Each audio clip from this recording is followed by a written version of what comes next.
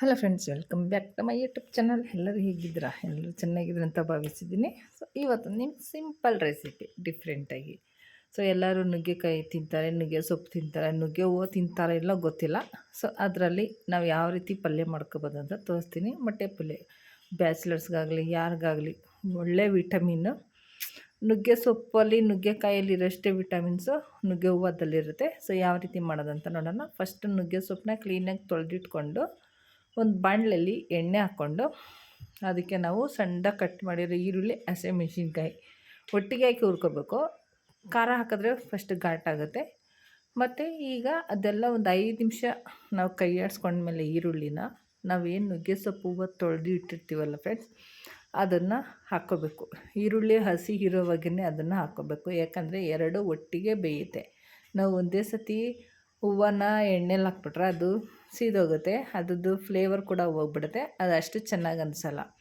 ಮತ್ತು ರುಚಿಗೆ ತಕ್ಕಷ್ಟು ಉಪ್ಪಾಕಿ ಬಿಡ್ದಿರ ಕೈ ಆಡಿಸ್ಕೋಬೇಕು. 1-2 ನಿಮಿಷ ತಟ್ಟೆ ಮುಚ್ಚಕ್ಕೆ ಹೋಗ್ಬಾರ್ದು, ತಟ್ಟೆ ಮುಚ್ಚಿದ್ರೆ ಕೈ ವಾಸನೆ ಬರುತ್ತೆ. ಮತ್ತು ಇಲ್ಲಿ ನಾನು ಒಂದು 6 ಮೊಟ್ಟೆ ತೊಗೊಂಡಿದ್ದೀನಿ. ನಿಮ್ಗೆ ಎಷ್ಟು ಬೇಕೋ ನಿಮ್ಮ ಮನೆಯಲ್ಲಿ, ಇಲ್ಲ ಬ್ಯಾಚುಲರ್ಸ್ ಇಬ್ಬರೇ ಮಾಡ್ಕೋತಾರೆ ಅಂದರೆ 3 ಮೊಟ್ಟೆ ತಗೋಬೋದು. ಸೊ ನಾನಿಲ್ಲಿ 6 ಮೊಟ್ಟೆ ತೊಗೊಂಡಿದ್ದೀನಿ.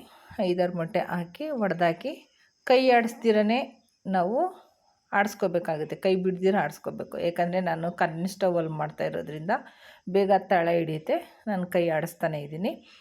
ನೀವು ರುಚಿಗೆ ತಕ್ಕಷ್ಟು ಉಪ್ಪು ಹಾಕಿ, ಮತ್ತು ಮೆಣಸು ಪುಡಿ, ಇದು ಹೋಮ್ ಮೇಡ್ ಮೆಣಸು ಪುಡಿ ಮನೆಯಲ್ಲೇ ಮಾಡ್ಕೊಂಡಿರೋದು, ಇದನ್ನು ಹಾಕಿ ಮತ್ತು ರುಚಿಗೆ ತಕ್ಕಷ್ಟು ಕೊತ್ತಂಬರಿ ಸೊಪ್ಪು ಹಾಕಿ ಬಿಡ್ದಿರ ಕೈ ಆಡಿಸ್ಕೋಬೇಕು ಫ್ರೆಂಡ್ಸ್. ಗ್ಯಾಸ್ ಸ್ಟವ್ ಅಂದರೆ ಸ್ಲೋಗೆ ಇಡಿ.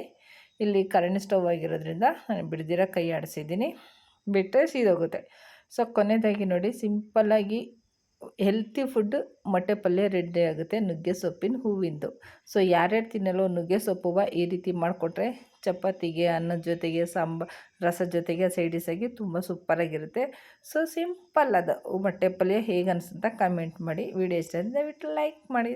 ಯಾರು ನನ್ನ ಚಾನಲ್ ಸಬ್ಸ್ಕ್ರೈಬ್ ಮಾಡಿ, ಪ್ಲೀಸ್ ಸಬ್ಸ್ಕ್ರೈಬ್ ಮಾಡಿ.